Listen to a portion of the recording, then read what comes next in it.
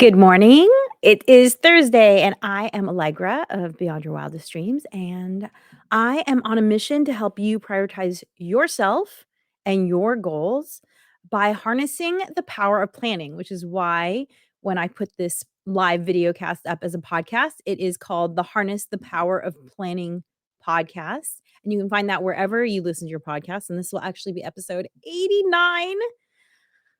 I can't believe how close I am to 100. It has been years in the making. It is definitely a marathon, not a sprint. And I'm often accompanied by my good friend Natasha, who I co-wrote 4 workbooks with. These are our, as we call them, bouquet of books. And these books are all designed to help you prioritize yourself and your goals because you are important. And this was something that took me a long time to learn, and I will get into it when I get into our topics today. But first, as I've mentioned, I've been doing the last month or so, I'm gonna pull a little quote from my this book of this box of quotes that sits on my desk that I absolutely love because it always seems like I get just the right quote when I need it. So let's see what today's quote is. I don't look at these in advance, by the way. Okay.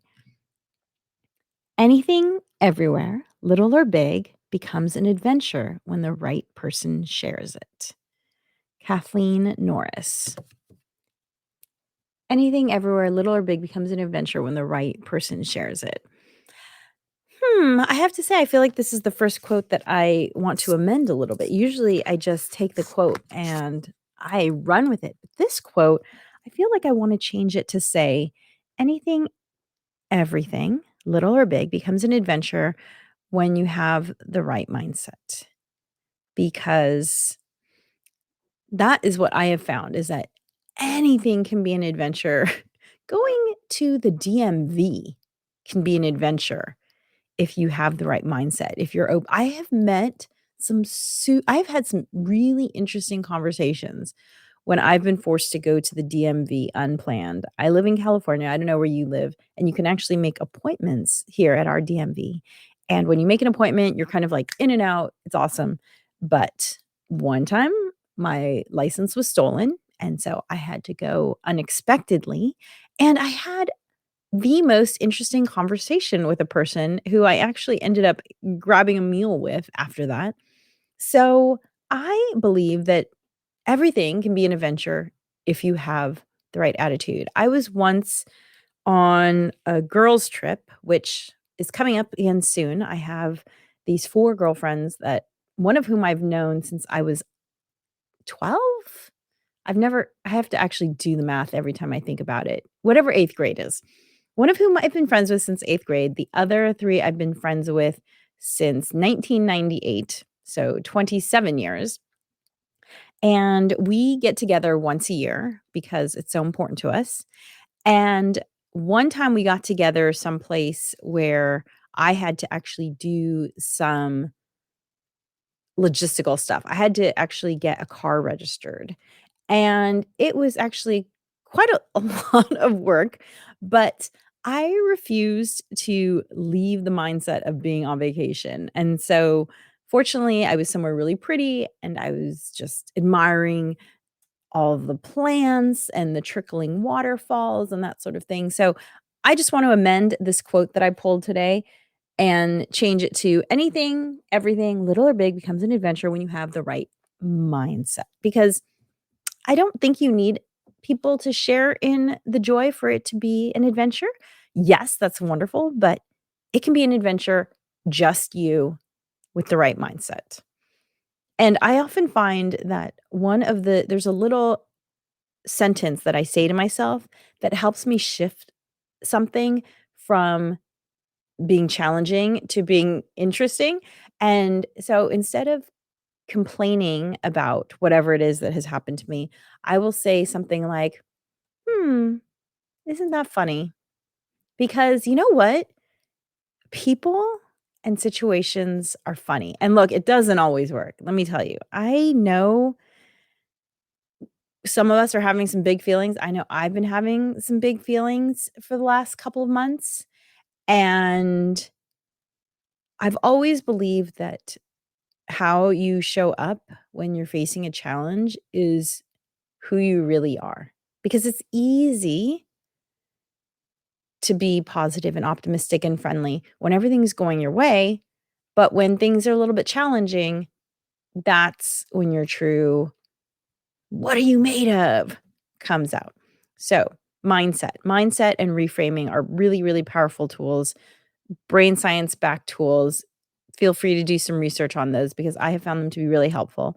And if you are actually looking for maybe a book recommendation, I love Stoic philosophy. And while this book is not billed as a Stoic book, I've been listening to it recently and I'm really enjoying it. And it's called 101 Essays That Will Change the Way You Think by Brianna Wiest.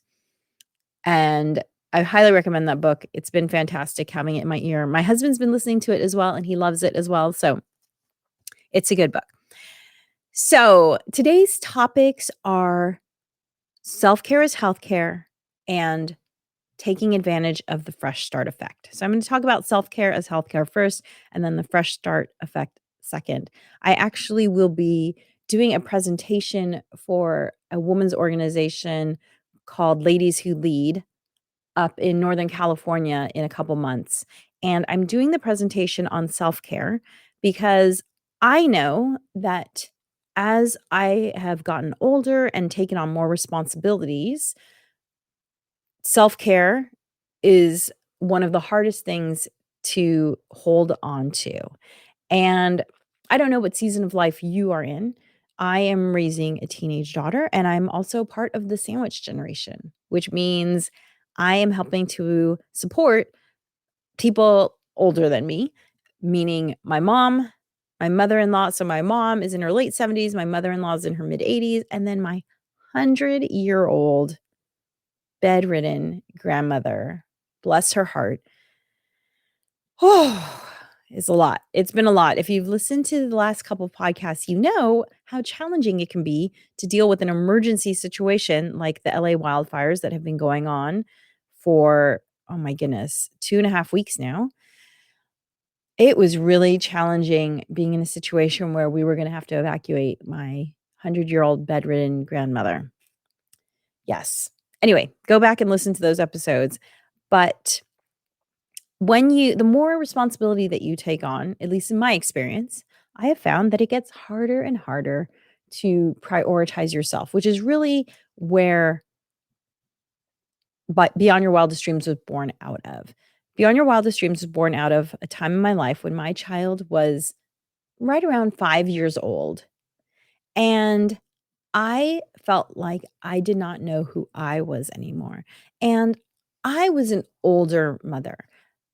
Maybe you don't have this situation, but I just felt like I was 36 when I had my child, and so I had a really strong identity by that point, and I love being a mom, but I wasn't sure if I was going to be a mom because it wasn't one of those things where I was like, "Absolutely, no matter what, I'm definitely becoming a mom." For me, it was I had to find the right partner, I had to be in the right mindset. That was my path to becoming a mom. And so when my child was about 5 years old, I started to feel like I just had a little more mental bandwidth to think about myself again because those first 5 years, man, they are rough. If you feel like if you feel like you just don't know which way is up and you don't know I literally remember one day I was holding my child while I was standing up, and I was so exhausted because she hadn't slept through the night, and I remember standing there holding her to my chest and thinking to myself, am I awake? Is this a dream?" I was so tired, I literally did not know if I was awake or asleep. That is how exhausting it can be taking care of a child, and kudos to you. It's a challenging season of life. Hopefully, you have the help of friends and family. I had some help, but not a lot with friends and family, and I was really the main caregiver for my child, and I loved it, but it was definitely exhausting. But then around 5, my child became a lot more independent. And feel free to chat or comment in the chat page. I see it. I will also see it if you listen to the recorded version. So if you have questions, feel free to ask them. I'm happy to answer them. And so when my kiddo hit about 5, I just noticed that I felt like I had more brain space. I was sleeping more, all of the things, and I could finally take a look at my life, and I felt like I was doing all of the things, but none of them well. And I also felt like I was not taking care of myself. I just was exhausted, physically, emotionally exhausted. And I've actually burnt out physically, emotionally 2.5 times in my life. This was the half point. This was the point where I wasn't in full burnout mode where I was physically incapacitated, but I could feel myself creeping up to the ledge. The other 2 times I was burnt out, I was physically incapacitated, literally bedridden. And fortunately, I learned from those experiences, and I've talked about those before. If you wanna look at an earlier podcast episode, the one about it's called My Burnout Story. I'll put a link in the show notes so you can listen to that one if you wanna hear it. But I was recognizing the signs of burnout, and I was able to backpedal. And I that's when I came upon the idea of really taking control of my morning. And this is what our book, Rock Your Morning, is born out of. And by the way, all of our books are workbooks. They're designed to be done in 45 minutes. And they're also designed to actually have you implement what you learn because I know from my decades of training and coaching and teaching that people learn best when they do. It's one thing to hear something and learn something, it's a total another thing to do it. And so I just remember feeling around this time when my kiddo was 5 years old that I would wake up in the morning and immediately feel stressed, immediately feel anxious, and think to myself, "I don't know what to do today." Because before my kiddo, I had my schedule, and then my child's first 5 years, she was kind of it was her body clock that was kind of running the schedule. But now that my time was my own, I kind of had to relearn what I wanted my morning to be, and I decided to be very purposeful about it because of the fact that I could feel burnout coming on. So, I just thought to myself, "You know what? I just really, really wanna do things that help me take care of myself right now, and I wanna do them first. First things first." Maybe you've heard this phrase, "eat the frog." It's a business phrase, which is do the hardest thing you have to do first thing in the morning, because then it's just not hanging over you all day. And so I decided to quote unquote "eat the frog" and just really focus my morning on myself. And did that require me to get up a little bit earlier? Yes, it did. But it's been totally worth it. And there was this great image that I saw the other day by this illustrator named Liz Fosslien. And the image is of a gas tank, and I don't know if you can see it, but the gas tank here is in the yellow zone, and the caption above says when we should take a break. And then the next image is the dial is in the red zone as in empty, and it says the caption says when we actually take a break.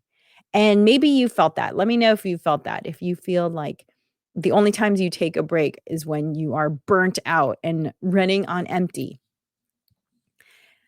I hear you. I have been there. I have felt that. And I would say that nowadays, I feel like I am taking care of myself every day. I am basically feeling like I'm always in the green zone, which is a wonderful place to come from every single day because it means that when I am showing up as a friend, a wife, a daughter, a mom, a trainer, a coach, it means that I am coming from a place of being full up. I am giving from my overflow. I'm not giving from a half empty or empty cup. I'm giving because I have energy to give. You can't you can't do what I do. I don't think you can do what I do from a place of being empty because you just won't show up as an entrepreneur. If you are on empty, you're just in bed because there's probably no one forcing you to get up. So as an entrepreneur, you have to take care of yourself because it's the only way that you have the mental bandwidth to go out and create and seek out opportunities. You don't I couldn't write 4 books from a place of being empty. And especially at my age.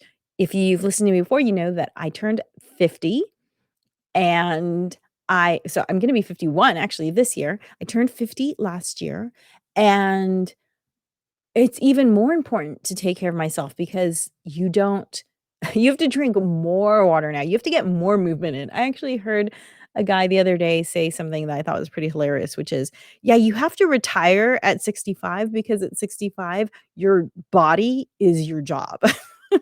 And at 50, I can tell you, I'm starting to feel that where it's just like everything I do, I have timers to get up from sitting so that I can get in squats. That's another form of self-care because I feel like my body needs constant attention nowadays.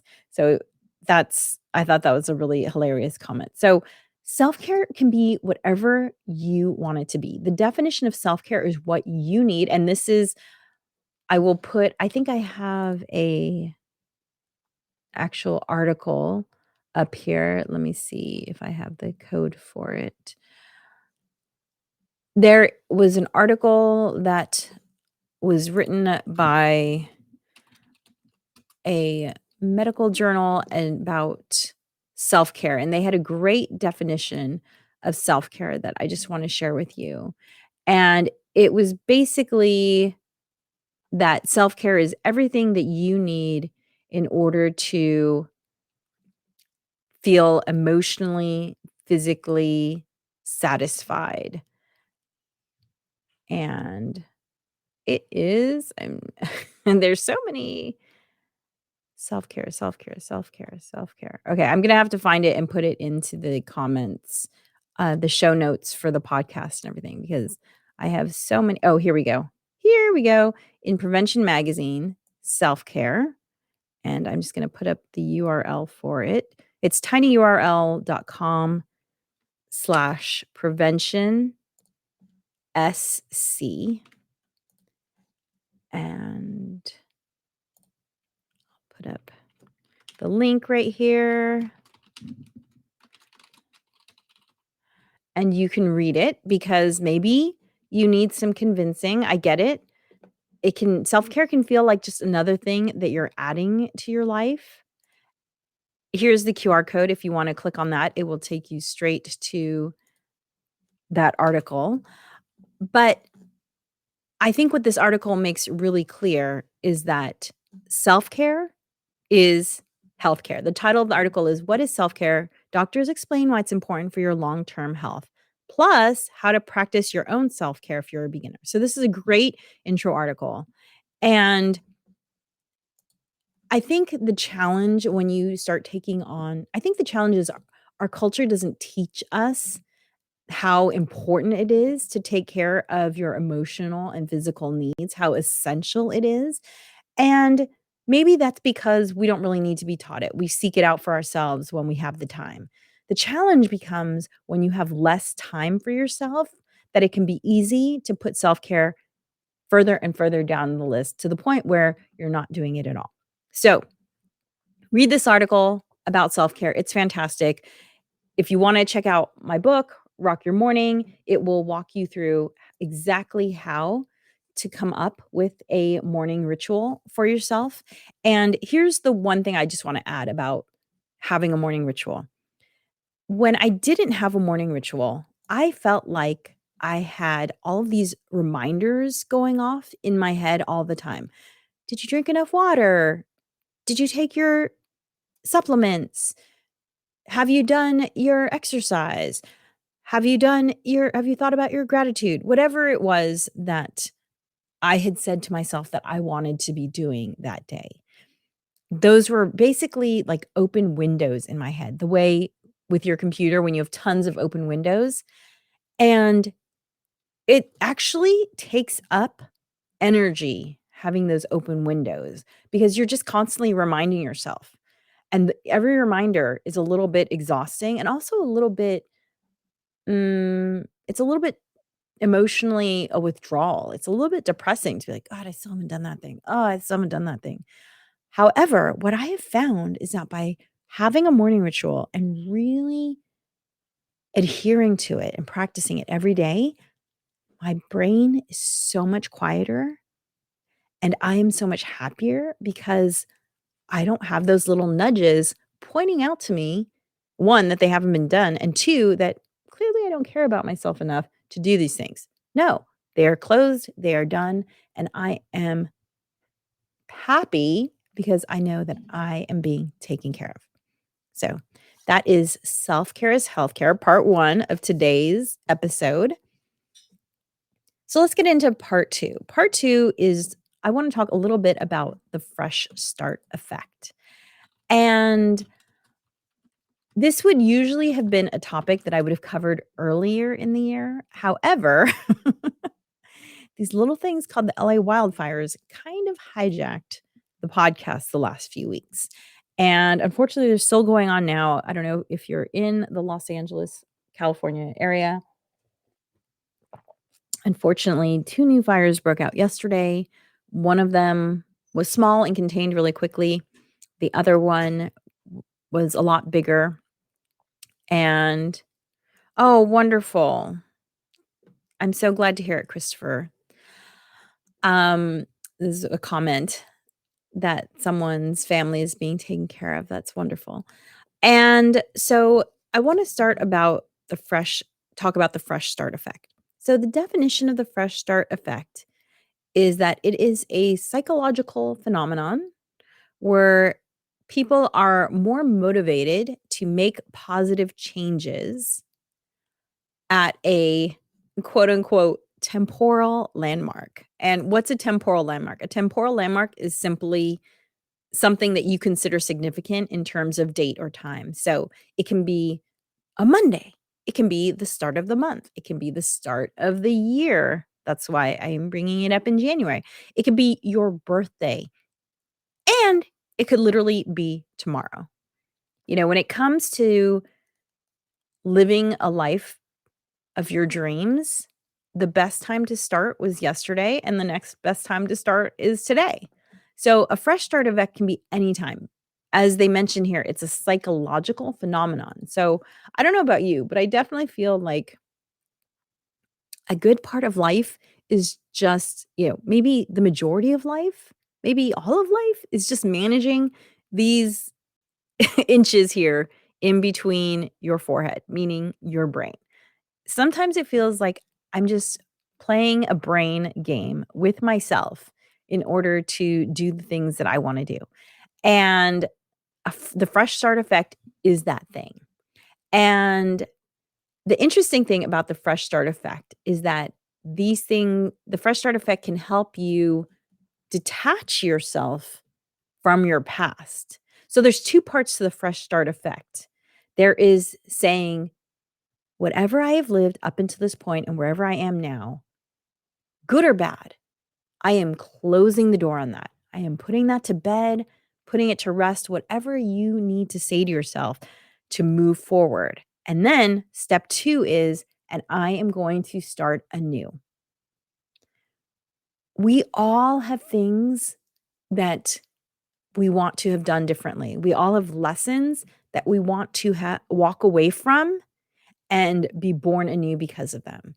And what the fresh start effect shows is that it's simply a choice to make that fresh start. It doesn't have to be January 1st.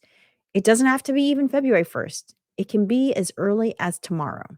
Now, I will say from my own experience with the fresh start effect that I have found, I have some tips here on how to make the fresh start effect more effective for you.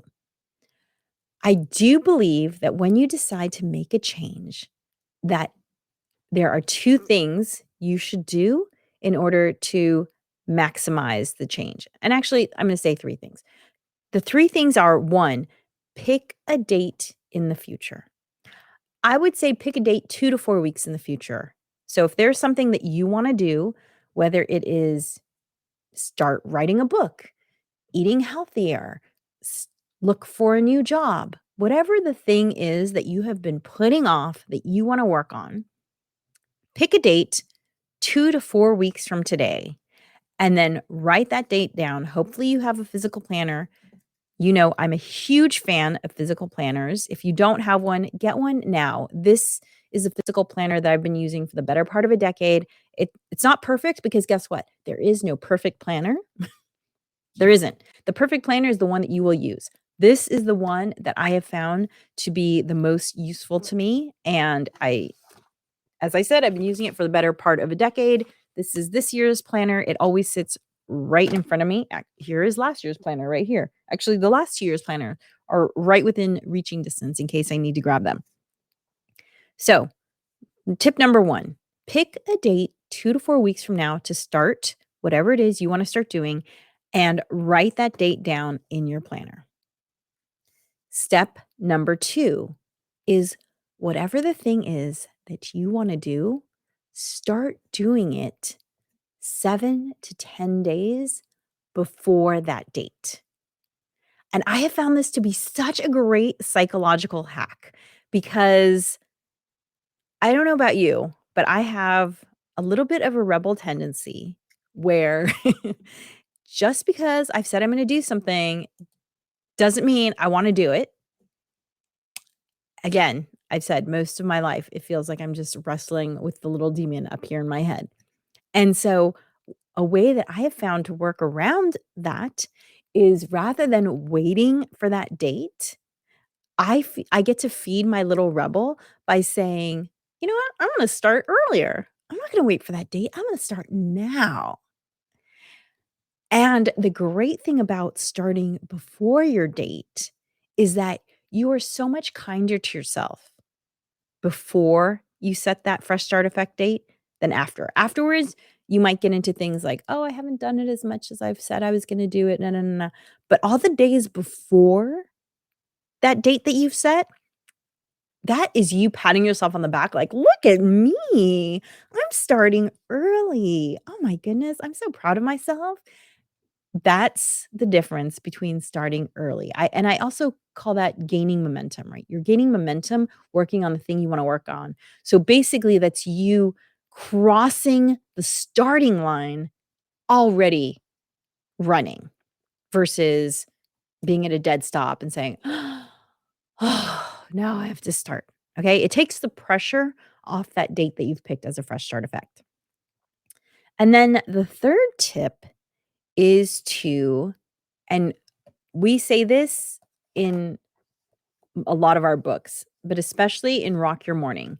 You have to practice and track your new skill so that it becomes a habit. And actually, in Rock Your Morning, we even give you a little bit of a habit tracker here. The planner that I mentioned below, that QR code, that planner has built-in habit trackers on its pages. You could also find a habit you can make a habit tracker with a calendar, just, check off each day that you do. There are habit tracker Post-it notes, whatever works for you. Say to yourself, "Okay, whatever this thing is that I'm gonna do," maybe it is take a 20-minute walk every day. I'm going to take a 20-minute walk, mm, not every day, but 5 days a week. And I say to pick not 7 days a week because 7 days a week is just a much harder commitment to yourself. So I would say pick 4 to 5 days a week of doing something and write it down again in your planner and then track it. So give yourself a heart or a check mark or a star or whatever feels good in your habit tracker each day that you do the thing that you say you're going to do. And then so this is a bonus tip here. And then if you do 75%, 70 to 75% of what you say you're going to do, I would consider that a win. So if you say you want to walk 5 days a week and you walk 4 days a week, yay! Pat yourself on the back. That is success. Okay, so let me just recap the tips for starting something that you've been putting off with the fresh start effect. Number 1, pick a date 2 to 4 weeks in advance to actually start this thing that you've been saying you want to do. Number 2, start doing that thing before that date, 7 to 10 days before that date, even. Number 3, this thing that you say you want to do, you need to pick how many days a week you want to do it, and you need to track that. And bonus tip, congratulate yourself, pat yourself on the back, give yourself whatever it is that feels good, do a dance, maybe, watch an episode of a show you like because you've hit the goal when you have done 70% of what you say you're going to do. That is success. And that is what that is how I wrote these books, was by committing to writing them a little bit each day and tracking my writing of them and then rewarding myself when I did what I said I was going to do. Thank you so much for joining me today. It was my pleasure to speak with you about self-care is healthcare and ways to maximize the fresh start effect. And I hope that you and your family are safe and healthy and that you are taking care of yourself because no one else can do it for you. And you deserve to be taken care of. Dream wild, wild dreamers.